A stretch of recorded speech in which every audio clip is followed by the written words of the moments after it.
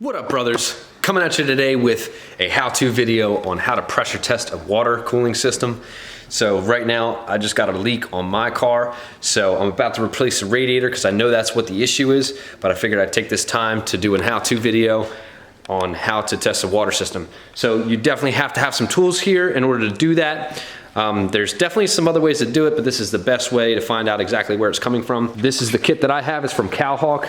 I will share in the description some others that you can use from Amazon that are pretty cheap. It doesn't matter what kit you have as long as it has the specific caps and fittings that you need in order to do it. Really simple. So what you do is take off the radiator cap.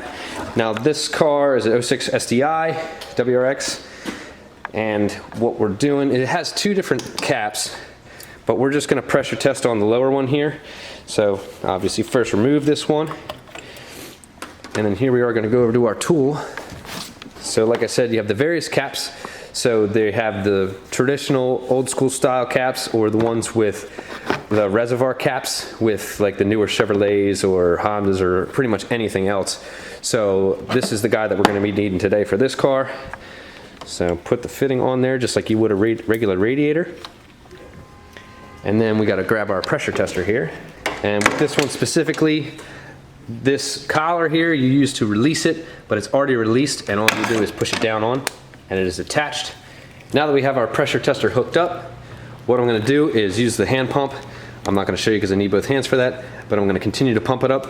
I like to get it to cap pressure.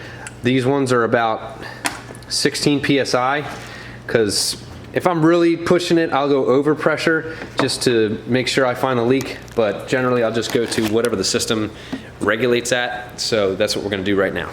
So the best way to check it is, you see I had it up at 15 and it's already starting to drop. So that's the easiest way to tell me I definitely have a leak somewhere. So now that I have it pressurized, I let it sit and I listen. I get my ear around everywhere, because sometimes if it's already low on coolant and there's no water in the system, you'll hear it hissing somewhere, and you work around and try and hear where it's coming from. Sometimes if it's full of water, you won't hear anything, it'll just start leaking. So then you got to get under it, or visually with a flashlight inspect around and see where you can see it coming from. But like I said, this one I already know it's coming from the radiator. So right now you see the water running down it, see it moving down the tank there. It's ruptured right along the top here on the tank. And these radiators are really good for that because they're pinched together because of the plastic and aluminum. So a lot of times after the heating and cooling cycle of a lot of different cycles, they'll start opening and splitting, and then that's where they start leaking the most. That's the one we're dealing with here. Now it can definitely be a clamp or anything.